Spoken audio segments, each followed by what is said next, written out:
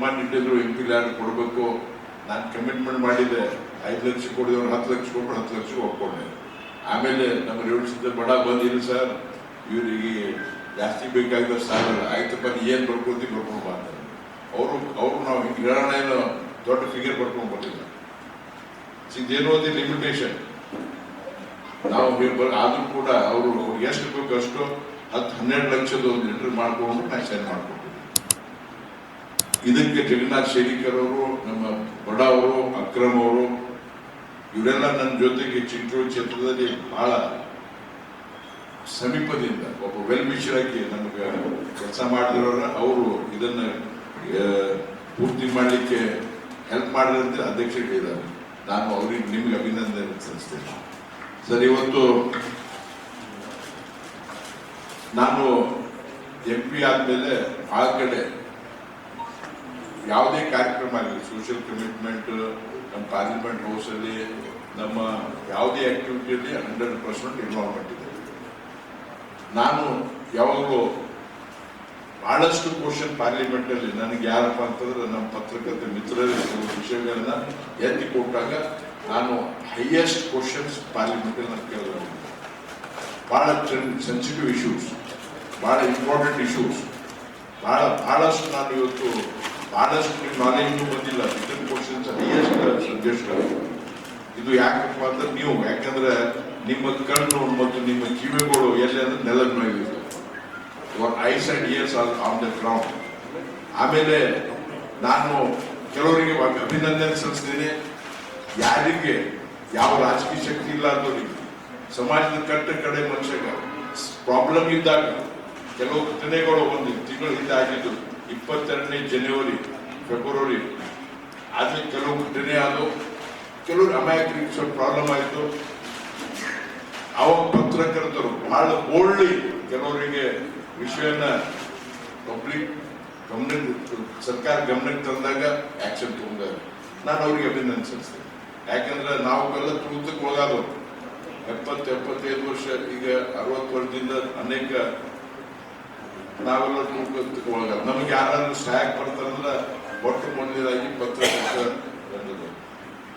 ನಾನು ಯಾವಾಗಲೂ most dependable community ನನಗೆ ಯಾವ ಅಂದ್ರೆ media is most dependable community. ಅವ್ರಿಗೆ ಹೃದಯ ಇದೆ, ಅವ್ರು ಸ್ವಲ್ಪ ಯಾರ ಅಬೌವ್ ನಾರ್ಮಲ್ ಇಂಡಿವಿಜುವಲ್ಸ್.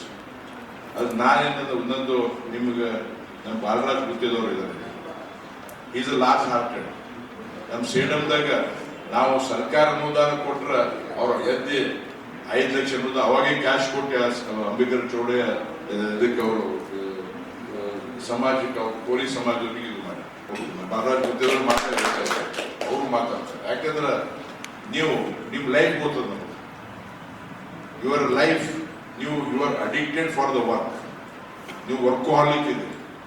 ನಿಮ್ಮ ಸಮಸ್ಯೆಗಳು, ನಿಮ್ಮ ಹಿಂದಿನ ಸಮಸ್ಯೆಗಳು ಯಾರು ನಿಮ್ಗೆ ಗೊತ್ತಿರಲ್ಲ. ನಾನು ಈಗಲ್ಲ 20 ಡಾಕ್ಟರ್ ನಾವು ಸರ್ವಿಸ್ನಲ್ಲಿದ್ದು ಕೂಡ ನಮ್ಮ ಪತ್ರಕರ್ತರ ಮಿತ್ರರ ಜೊತೆಗೆ ನಾವು ಟೈಮ್ ತೆಗಿತೀವಿ. ಅವ್ರ ಸಮಸ್ಯೆಗಳು, ಅವ್ರ ಮನೆಗೆ ಹೋಗಿ, ಅವ್ರ ಹೆಲ್ತ್ ಪ್ರಾಬ್ಲಮ್ ಇದ್ದಾಗ ಡಾಕ್ಟರ್ ಇದ್ದಾಗ ನಾನು ಹೋಗಿ ಬೆಂಗಳೂರಲ್ಲಿ ಕೂಡ ಅಲ್ಲಿ ನಿಂತಿನಲ್ಲಿ ಅವ್ರಿಗೆ ನಾವು ಎಲ್ಲ ರೀತಿಯಿಂದ ಸಹಾಯ ಮಾಡ್ತಾ ಇದ್ದೀವಿ. ನಿಮ್ಮ ಕಾಣ್ಲಿಕ್ಕೆ ಭಾಳ ಚಲೋ ಕಾಣ್ತದೆ, ಒಳಗಿನ ಸಮಸ್ಯೆ ಭಾಳ ಇರ್ತವೆ. ನಂದು ಇನ್ನೊಂದು ಖಾಯಶದ ಡಿಸೈರ್ ಅದ. ನಾನು ಬಾಬುರಾವ್ ಸಾಹೇಬ್ ಹೇಳಿ ಇದಿಷ್ಟೇ ಕೇಳ, ನಿಮ್ದೊಂದು ಪ್ರೆಸ್ ರಿಕ್ರಿಯೇಷನಲ್ ಕ್ಲಬ್ ಆಗ್ಬೇಕು. ನೀವು ರಿಜಿಸ್ಟ್ರೇಷನ್ ಮಾಡ್ರಿ. ನಮಗೆ ಈಗ ಹೇಳಿದ್ರು ಎಲೆಕ್ಷನ್ದಾಗ ಗೆಲ್ತೀವಿ ಸೋತಿದ್ರು ಗೆಲ್ತೀವಿ, ಆದ್ರೆ ನನಗೆ ಕಾನ್ಫರೆನ್ಸ್ನಾಗ ಗೆದ್ದು ಬರ್ತದೆ ಕಾನ್ಫರೆನ್ಸ್. ಬಿಕಾಸ್ ನಾವು ಜನರ ಜೊತೆ ಇದ್ದೀವಿ. ನಾವು ಎಂದು 24/7 ನೀವು 9ಕ್ಕೆ ಹೇಳಿದ್ರೆ ನಾ 8 ರೆಡಿ ಆಗ್ಬಿಡ್ತೀನಿ. We are with the people. ನನ್ನ ಕಾನ್ಫಿಡೆನ್ಸ್ ಇದೆ, 100% ಕಾನ್ಫಿಡೆನ್ಸ್ ಇದೆ. ಯಾಕಂದ್ರೆ ಜನರಿಗೆ ಇವತ್ತು ಏನಂದ್ರೆ ಮನಿ ಇಸ್ ನಾಟ್ ಎವ್ರಿಥಿಂಗ್, ದುಡ್ಡೇ ಎಲ್ಲ ಇಲ್ಲ. ಇವತ್ತು ಮೋಸ್ಟ್ ಅವೈಲಬಿಲಿಟಿ ಫಾರ್ ಪಾಲಿಟಿಷಿಯನ್ ಯಾರಾದ್ರೂ ಸಕ್ಸಸ್ ಆಗ್ಬೇಕಂತಂದ್ರೆ ಅವ್ರು ಜನರ ಜೊತೆ ಇರಬೇಕು, ಜನರ ಜೊತೆ ಟೈಮ್ ತಗೋಬೇಕು. ಎಲ್ಲ ಕೆಲಸ ಆಗಲ್ಲ ನಮ್ದು, 100% ಆಗಲ್ಲ ಕೆಲಸ. ಆದ್ರೆ ಮನಸಾಪೂರ್ವಕವಾಗಿ ನಾವು ಕೆಲಸ ಮಾಡುವಂತ ಪ್ರಯತ್ನ ಮಾಡಬೇಕು. ಕೆಲಸ ಆಗ್ಬೇಕು, ಆಗ್ಲಿ ಅಂದ್ರೂ ಕೂಡ ನಾವು ಸ್ಪಂದನೆ ಮಾಡಬೇಕು. ಅದು ನನಗೆಲ್ಲ ನಾನು ಅದು ಯಾಕಂದ್ರೆ ನನಗೆ ಗೊತ್ತಾಗ್ತದೆ ಯಾರು ನಮಗೆ ಸುಳ್ಳು ಹೇಳಿ ತಾರೀಫ್ ಮಾಡೋರು ಇರ್ತಾರೆ, ಮನ್ಸಾಪುರನು ತಾರೀಫ್ ಮಾಡೋರು ಇರ್ತಾರೆ. ಅದಕ್ಕೆ ನಮಗೆ ಇವತ್ತು ನಾವು ಬ್ರಾಂಡ್ ಲೆವೆಲ್ ಕನೆಕ್ಟೆಡ್ ಇದ್ದೀವಿ. ನಿಮ್ಮದು ಕೂಡ ಒಳ್ಳೆ ಒಂದು ರಿಕ್ರಿಯೇಷನ್ ಕ್ಲಬ್ ಹಾಕಬೇಕು. ಬೆಂಗಳೂರು ರಿಕ್ರಿಯೇಷನ್ ಕಬ್ಬನ್ ಪಾರ್ಕ್ನಾಗ ಏನದ ಆ ಥರ ಆಗಬೇಕು. ನಾನು ನಿಮ್ಗೆ ಆಶ್ವಾಸನೆ ಕೊಡ್ತೀನಿ, 100% ನಿಮ್ಗೆ ರಿಜಿಸ್ಟ್ರೇಷನ್ ಮಾಡಿರಿ. ನಿಮ್ಗೆ ಸರ್ಕಾರಿ CA ಲ್ಯಾಂಡ್ ಕೊಡ್ಸ್ಕೊಡ್ತೀವಿ.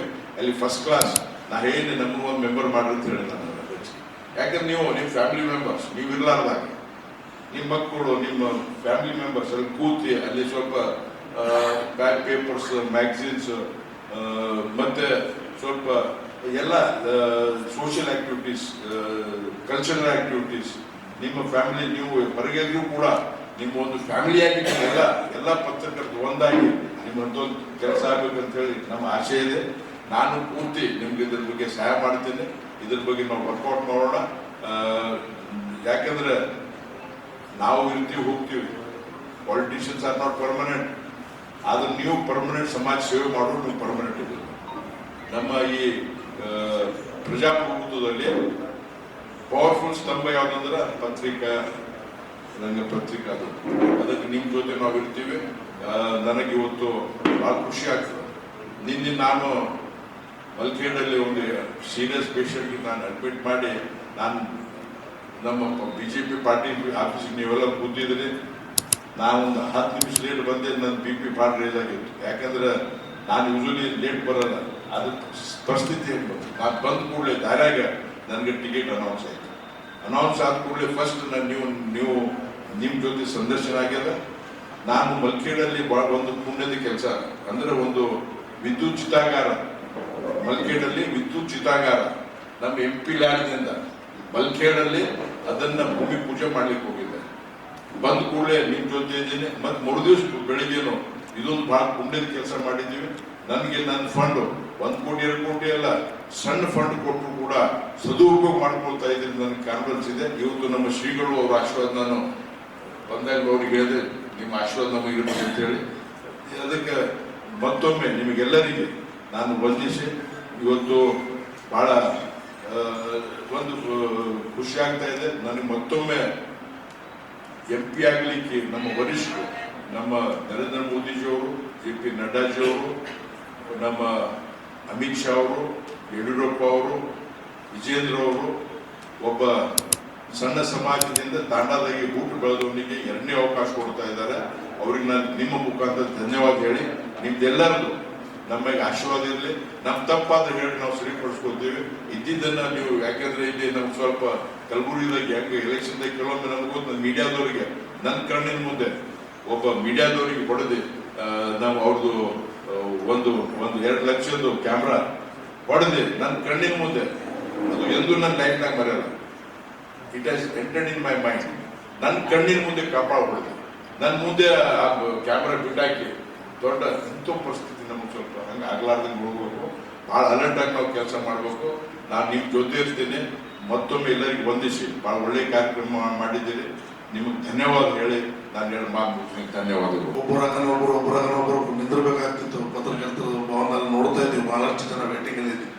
ಈಗ 2 ಆಗಿದ್ದರಿಂದ ಅನುಕೂಲ ಆಗಲಿದೆ. ಮತ್ತು ಅನೇಕ ಸಣ್ಣ ಕಾರ್ಯಕ್ರಮಗಳು ಕೂಡ ಇಲ್ಲಿ ಮಾಡಬಹುದೆಂಬ ಒಂದು ನಿರೀಕ್ಷೆಯಲ್ಲಿ ನಮ್ಮಂತ ಎಲ್ಲ ರಾಜಕಾರಣಿ ಆಗಿರ್ಬೋದು ಅಥವಾ ಅನೇಕ ಏನು ಪತ್ರಕರ್ತರು ನಿಮಗೆ ಪ್ರೆಸ್ ಮೀಟ್ ಮಾಡಕ್ಕೆ ಬಂದಂಥವ್ರಿಗೆ ಅನುಕೂಲ ಆಗಲಿದೆ ಎಂಬ ಮಾತುಗಳನ್ನು ಈ ಸಂದರ್ಭದಲ್ಲಿ ಹೇಳಿ, ಇವತ್ತು ಜಾಧವ್ ಸಾಹೇಬರು ಕೂಡ ಹೇಳಿದ್ರು, ನೀವು ಏನೋ ಒಂದು ಮಾಡಬೇಕು ಇಲ್ಲಿ ಅಂತಂದ್ರೆ ಖಂಡಿತವಾಗಿ ನಾನು ಇಲ್ಲಿ ಕೆಳಗಿಂದ ಮತ್ತು ತೆಳಗಡೆಯಿಂದ ಮತ್ತು ಮೇಗೆ 2 ಕಡೆ ನೋಡ್ತಾ ಇದ್ದೀನಿ. ಒಂದು ಕುಡಿಯುವ ನೀರಿನ ಒಂದು ವ್ಯವಸ್ಥೆ ಇಲ್ಲ. ಅದಕ್ಕೆ ಒಂದು filter water with cool temperature ಇರೋಂಥ ಒಂದು ಒಳ್ಳೆ ಕ್ವಾಲಿಟಿ ಕಂಪ್ನಿದು ನನ್ನ ವತಿಯಿಂದ ಒಂದು ಇನ್ಸ್ಟಾಲೇಷನ್ ಅತಿ ಶೀಘ್ರದಲ್ಲಿ ಖಂಡಿತವಾಗಿ ನಾನು ಮಾಡ್ತೀನಿ ಅಂತ ಮಾತನಾಡಿ ಮುಂದಿನ ದಿನಮಾನದಲ್ಲಿ ಹೇಳೋರು ಅಣ್ಣವ್ರು ಹೇಳಿದ್ರು, ನನಗೆ ಏನಾದ್ರು ಅಧಿಕಾರ ಸಿಕ್ತಂದ್ರೆ ಸೆಂಟ್ರಲೈಸ್ AC ಮಾಡಿಕೊಡೋಂಥ ಜವಾಬ್ದಾರಿಗಳು ಕೂಡ ನಾನು ಮಾಡ್ತೀನಿ ಈ ಸಂದರ್ಭದಲ್ಲಿ ಹೇಳಿ, ತಮ್ಮೆಲ್ಲರ ಪ್ರೀತಿ ವಿಶ್ವಾಸ, ನಾನು ಇನ್ನೂ ಸಣ್ಣವರಿದ್ದೀನಿ, ನಿಮ್ಮಿಂದ ಭಾಳಷ್ಟು ಕಲಿಬೇಕಾಗಿದೆ.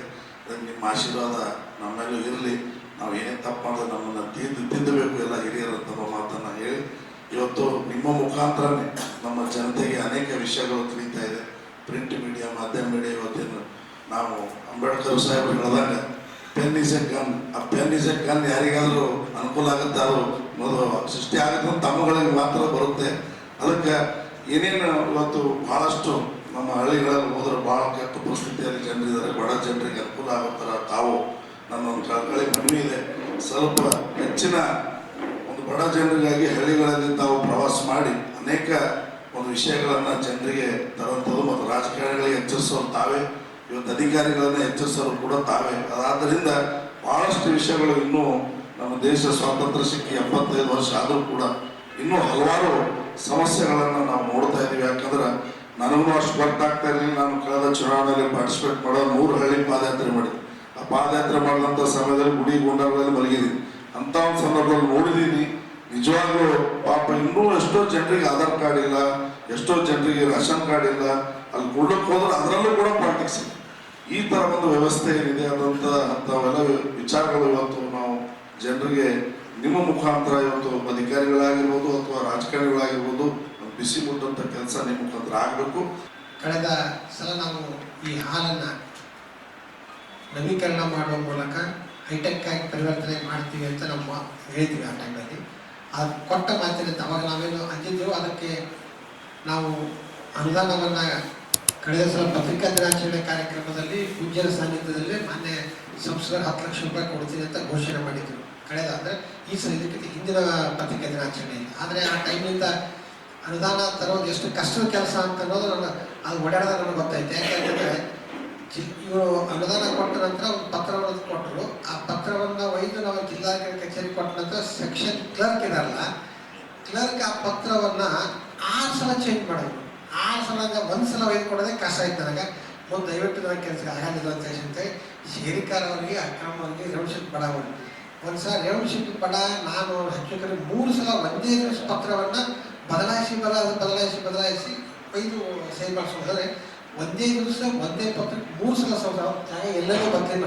ಕಡೆಗೆ ಯಾವ್ದಾದ ರಿಂಗ್ ರೋಡ್ ಅಂತ ವಿಸ್ತಾರ ಹೊಟ್ಟದ ಯಾವುದೋ ಕಾರ್ಯಕ್ರಮದಲ್ಲಿ ಭಾಗಿ ಕಡೆಗೆ ಅಲ್ಲೂ ಮಾಡಿಸೋದು ಯಾರು ರೇವಣಸಿದ್ದಿ ಬಡ ಅವರು. ಅಂದರೆ ಅನುದಾನವನ್ನು ತರಲಿಕ್ಕೆ ಕೆಲಸ ಮಾಡಲಿಕ್ಕೆ ಭಾಳ ನಮ್ಮ ಸಂಘಟ ಸಾಧ್ಯ ಅಂತ ಅಕ್ರಮ್ ಅವರಿಗೆ, ಶೇರಿಕಾರ್ ಅವರಿಗೆ ಮತ್ತು ಬಡ ಅವರಿಗೆ ನಾನು ಮೊದಲು ಅವರಿಗೆ ಕೃತಜ್ಞತೆ ಸಲ್ಲಿಸ್ತೀನಿ. ಮತ್ತು ಒಂದು ಅನುದಾನ ಕೊಟ್ಟಂಥ ಸಂಸದರಿಗೆ ನಾನು ಕೃತಜ್ಞತೆ ಸಲ್ಲಿಸ್ತೀನಿ. ಇನ್ನೂ ಏನಾದರೂ ಒಂದಿಷ್ಟು ಇದೇ ಅವಧಿಗೆ ಏನಾದರೂ ಅನುದಾನ ಉಳಿದಿದ್ರೆ ಮಾನ್ಯ ಸಂಸದ ಅನ್ನೋದು ಮನವಿ ಇದೆ.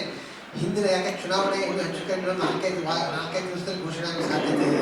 ಹೆಚ್ಚು ಕಡಿಮೆ 18ನೇ ತಾರೀಕು ಆಗ್ಬೋದು.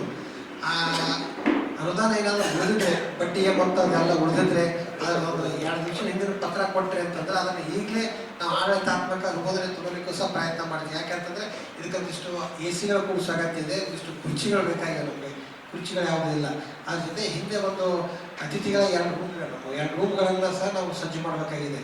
ಅಲ್ಲಿ 2 ರೂಮ್ ಕಟ್ಟಿಸಿಟ್ಟಿದ್ದೀವಿ, ಅದೇನಿಲ್ಲ. ಅಲ್ಲಿನೂ ಈ ಫರ್ನಿಚರ್ಸ್ ವರ್ಕ್ ಅಲ್ಲೂ ಇಲ್ಲ. ಅದ್ರ ಜೊತೆಗೆ ಇನ್ನೊಂದು ಏನಪ್ಪ ಅಂತಂದರೆ ನಮ್ದು ಇನ್ನೊಂದು ಆಶಯ ಏನಂತಂದರೆ ಕೆಳಗಡೆ ಸುದ್ದಿಗೋಷ್ಠಿ ನಡೀತದೆ ದಿನಾಲು. ಆ ಸುದ್ದಿಗೋಷ್ಠಿ ನಡೀತಕ್ಕಂಥ ಸಭಾಂಗಣವನ್ನು ಇದಕ್ಕಿಂತಲೂ ಅತ್ಯಾಧುನಿಕವಾಗಿ ಹೈಟೆಕ್ ಆಗಿ ನವೀಕರಣ ಮಾಡಬೇಕು ಅಂತ ಪ್ಲ್ಯಾನ್ ಮಾಡಿದ್ದೀವಿ. ಅದಕ್ಕಾಗಿ ತಾವೆಲ್ಲರೂ ಸಹಾಯ ಸಹಕಾರ ನೀಡಬೇಕು ಅಂತ ಹೇಳ್ಕೊಳ್ತಾ ವಿಶೇಷವಾಗಿ ನಾವೇನಪ್ಪ ಅಂತಂದರೆ ಅನುದಾನ ಉಳಿದಿದ್ರೆ ಅದಷ್ಟು ಕೊಟ್ಟರೆ ಅವರಿಗೆ ಹೀಗೆ ಸ್ಟಾರ್ಟ್ ಮಾಡ್ಬಿಡ್ತೀವಿ. ನಾನು ಸಂಸ್ಥೆ ರಿಕ್ವೆಸ್ಟ್ ಮಾಡ್ಕೊಳ್ತೀವಿ ಉಳಿದ ಕೊಟ್ಟರೆ ಅಂತ. ಅದ್ರ ಜೊತೆ ನಾವು ಒಂದಿಷ್ಟು ಶಾಸಕರಿಗೆ ಸಹ ಅಪ್ರೋಚ್ ಆಗಿ ನಿಮ್ಮ ಶಾಸಕರ ರೀತಿಯಲ್ಲಿ ಅನುದಾನ ಕೊಟ್ಟರೆ ಅಂತ ಕೋರಿದ್ವಿ. ಕೆಲವು ಪಾಸಿಟಿವ್ ರೆಸ್ಪಾನ್ಸ್ ಮಾಡಿದ್ದಾರೆ. ಹಾಗಾಗಿ ಅದನ್ನು ಶೀಘ್ರದಲ್ಲಿ ಅಂದರೆ ಹೆಚ್ಚು ಕಡಿಮೆ ಈ ಚುನಾವಣೆ ಲೋಕಸಭೆ ಚುನಾವಣೆ ನಂತರ ನಾವು ಆ ಕೆಲಸವನ್ನು ಆರಂಭ ಮಾಡಲಿಕ್ಕೆ ಪ್ರಯತ್ನ ಮಾಡ್ತೀವಿ. ಅದಕ್ಕೆಲ್ಲರೂ ಸಹಕಾರದಂತೆ ಎಲ್ಲ ಮಾಧ್ಯಮ ಸ್ನೇಹಿತರಿಗೆ ಮತ್ತೊಮ್ಮೆ ಮಗದೊಮ್ಮೆ ನಾನು ಅಭಿನಂದಿಸ್ತೀನಿ. ಪತ್ರಿಕಾ ರಂಗ 4ನೇ ಅಂಗ. ಇಂಥ ಒಂದು ಪತ್ರಿಕಾ ಭವನದಲ್ಲಿ ಇವತ್ತು ನಮ್ಮ ಉಮೇಶ್ ಜಾಧವ್ ಅವರು ತಮ್ಮ ಅನುದಾನದಲ್ಲಿ 12 ಲಕ್ಷ ರೂಪಾಯಿಯನ್ನು ಕೊಟ್ಟಿದ್ದಾರೆ. ಇವರನ್ನು ನೋಡಿದ್ರೆ ನನಗೆ ಕಡಕೋಳ ಮಡಿವಾಳಪ್ಪನ ಪದ್ಯ ನೆನಪಾಗ್ತದೆ. ಉಂಡುವುದು ಹುಟ್ಟುವುದು ನಿನ್ನ ಹೊಟ್ಟಿಗಾಯಿತು, ದಾನ ಕೊಟ್ಟಿದ್ದು ದಾರಿ ಬುದ್ಧಿಗಾಯಿತು, ಈಗ ಕೊಟ್ಟಿದ್ದು ಉಮೇಶ್ ಜಾಧವ್ ಅವರ ಹೊತ್ತಿಗಾಯಿತು ಅಂತ. ಇದು ಬಹಳ ಸೂಕ್ಷ್ಮ ಪದ. ಉಂಡುವುದು ಹುಟ್ಟುವುದು ನಿನ್ನ ಹೊಟ್ಟಿಗಾಯಿತು, ದಾನ ಕೊಟ್ಟಿದ್ದು ದಾರಿ ಬುದ್ಧಿಗಾಯಿತು, ಮುಂದಿನ ಹೊತ್ತಿಗಾಯಿತು, ಮುಂದಿನ ತೀರ್ಮಾನಕ್ಕೆ ಶುಭವಾಗಲಿ ಅಂತ ಹಾರೈಸ್ತಾ ಇದ್ದೇವೆ ಉಮೇಶ್ ಜಾಧವ್ ಅವರಿಗೆ. ಯಾಕಂದ್ರೆ ಇಂಥ ಪತ್ರಿಕಾ ಭವನಕ್ಕೆ ಕೊಟ್ಟರೆ ಬಹುತೇಕ 1000 ಮಠಗಳಿಗೆ, 1000 ಮಂದಿರಗಳಿಗೆ, ಮಸೀದಿಗಳಿಗೆ ಕೊಡೋದು ಅಷ್ಟೇ, ಇಂಥ ಪತ್ರಿಕಾ ಭವನ ಕೊಡೋದು ಅಷ್ಟೇ. ಯಾಕಂದ್ರೆ ಇಲ್ಲಿ ಎಲ್ಲರೂ ಬರ್ತಾರೆ, ಖಾವಿ, ಖಾಕಿ, ಖಾದಿ, ಭುವನಕ್ಕೆ ಎಲ್ಲರೂ ಬರ್ತಾರೆ. ಆದರೆ ನಮ್ಮ ಬಾಬುರಾವಣ್ಣ ಯಡ್ರಾಮಿಯವರು ಒಳ್ಳೆ ಕೆಲಸವನ್ನ, ಅಧಿಕಾರ ಬರ್ತದ, ಅಧಿಕಾರ ಹೋಗ್ತದ, ಅಧಿಕಾರ ಮುಖ್ಯ ಅಲ್ಲ, ಯಾವ ಅಧಿಕಾರದಲ್ಲಿ ಏನು ಕೆಲಸ ಆಗಿದೆ ಅನ್ನೋದು ಮುಖ್ಯ ಅಲ್ಲ. ಅಂತ ಕೆಲಸವನ್ನ ನಮ್ಮ ಬಾಬುರಾವ್ ಯಡ್ರಾಮಿ ಅಣ್ಣವರು ಮಾಡಿದ್ದಾರೆ.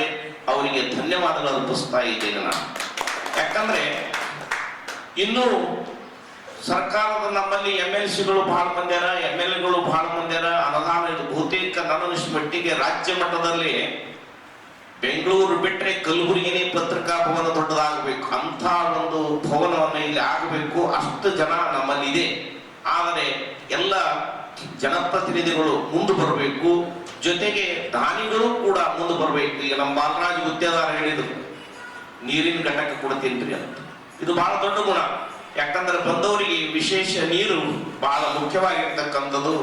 ಆಹಾರ ಮತ್ತು ನೀರ ಇವು ಬಹಳ ಮುಖ್ಯವಾಗಿರ್ತಕ್ಕಂಥ. ಅದರಲ್ಲಿ ನೀರಿನ ಸಮಸ್ಯೆ ಈ ವರ್ಷ ಇಂತರದಲ್ಲಿ ನೀರಿನ ಘಟಕ ಕೊಡ್ತಿದ್ದ ಅವರಿಗೆ ಧನ್ಯವಾದಗಳು. ಈ ಸುಂದರವಾಗಿರ್ತಕ್ಕಂಥ ಸಾಂಸ್ಕೃತಿಕ ಭವನ ಇನ್ನೂ ಉತ್ತರವಾಗಿ ಬೆಳೀಲಿ. ನಮ್ಮನಿಂದ ಏನಾದರೂ ಸಹಕಾರ ಬೇಕಾದ್ರೆ ಆಗಲಿ, ಕೇಳಿದ್ರೆ ನಾವು ಕೊಡ್ತಾ ಇದ್ದೇವೆ ಅನ್ನೋ ಮಾತನ್ನು ಹೇಳಿ ನನ್ನ ಮಾತಿಗೆ ವಿರಾಮ ಕೊಡ್ತಾ ಇದ್ದೇವೆ.